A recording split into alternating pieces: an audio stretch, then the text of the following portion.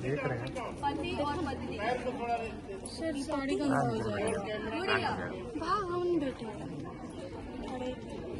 राकेश की बहन। कौन है बहन? हाँ राकेश की बहन। राकेश के माता पिता। राकेश कौन है? तो प्रदीप आप जैसा दिखता है। पुलिस। राकेश के 3 बेवड़े दोस्त। अरे ये तो नहीं, यही नहीं लग रहा है। लग भी रहा है बोले तो ये लोग एक्टिंग करने की जरूरत नहीं है।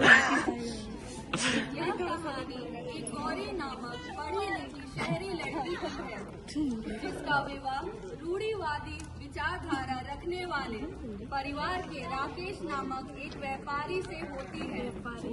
आज राकेश का परिवार राकेश कौन? यही है गौरी को शादी के लिए देखकर राकेश वापस नहीं है? लौट रहा है।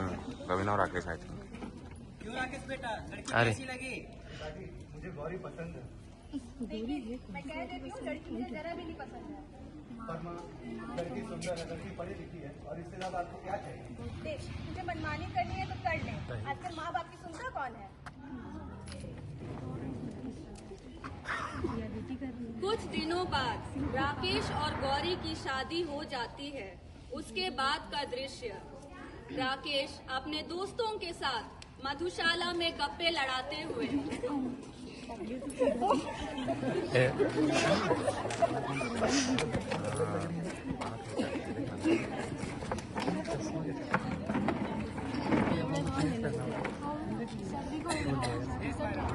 हमारी अभी अभी शादी हुई है, अपनी पत्नी को मुट्ठी में रखना सीख ले। हाँ भाई, अभी से सीख ले, नहीं तो पत्नी कब पतंग की तरह उड़ जाएगी किसी को पता भी नहीं चलेगा। हाँ भाई, पत्नी को सती सावित्री से मंजिलिका बनने में देर नहीं लगती।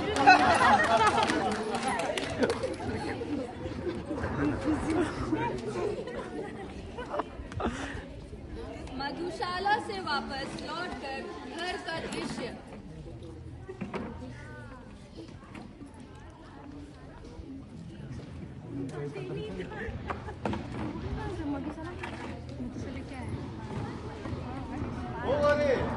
कहाँ मर गए? रेस्टोरेंट बाहर हम मेंशन में लिखेंगे चॉकलेट है इसका बैग।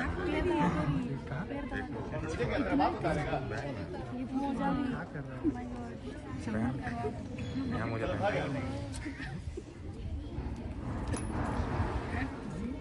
अगले दिन राकेश की बहन गुड़िया और गौरी का दृश्य। भाभी भाभी भाभी जी अभी आई। आज ठंड बहुत है, मेरे लिए नहाने का पानी लेके आना। अभी लेके आई।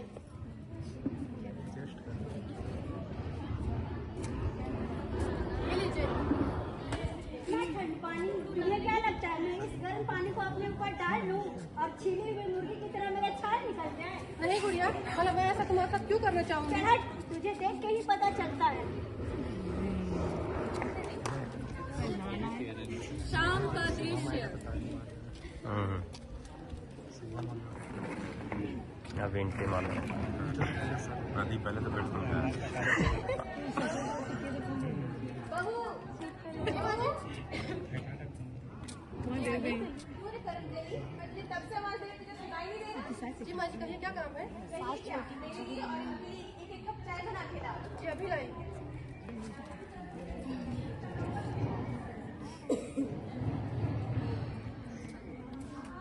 ये लीजिए माँ जी। बहू को जब पहली बार देखने जा रहे थे तभी मेरी बाई आंख फड़क रही थी। मैंने पहले ही कहा था, मनौती है। आपने मेरी बात मानी नहीं। पीछे मानता है भाई, क्या करें? एक दिन राकेश अपने काम से आकर गौरी से खाना मांगता है।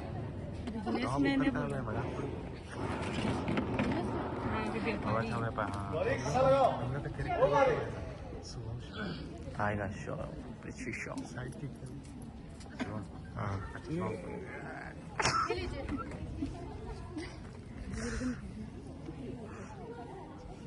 ये क्या है? इतना नमक वाला खाना? इतना नमक डालकर मुझे मारना चाहती हो क्या? जी नहीं, मैं सबके साथ क्यों करूंगी भला? अरे मेरी माँ सही कहा करती थी, अगर मैंने उनकी बात मान ली होती तो आज मुझे ये दृश्य न देखना पड़ता। क्या चल रहा है यहाँ? सर कुछ भी तो नहीं। पड़ोसियों का कहना है कि अक्सर यहाँ से मारपीट की आवाजें आती रहती हैं। आपको कुछ गलत फहमी हुई होगी। पड़ोसी हम लोग हैं। इस बार छोड़ रहा हूँ, अगली बार से शिकायत का मौका नहीं मिलना चाहिए, समझ गए? कुछ दिन बाद गुड़िया की शादी हो जाती है और वह अपने ससुराल चली जाती है। उसके घर में भी उसे उसी तरह प्रताड़ित किया जाता है। एक दिन गुड़िया रोते रोते अपनी माँ के घर आती है और अपने साथ हुए अत्याचारों का वर्णन करती है। यह सब सुनकर एहसास होता है कि हमने भी अपनी बहू के साथ कुछ ऐसे ही अत्याचार किए थे। बेटी, मुझे माफ कर दो, हमने तुम्हारे साथ बहुत जुल्म किए हैं। तुम भी किसी की घर की बेटी हो, मुझे माफ कर दो बेटी। नहीं माँ जी, आप ये क्या कर रही हैं? आपके चरण धोकर पीना तो मेरे घर में और आप मेरे पाँव छू रही है। ऐसा करके मुझे अपमानित महसूस मत करवाइए माँ जी, मुझे माफ कर दो। चलो, अंत भला तो जग भला।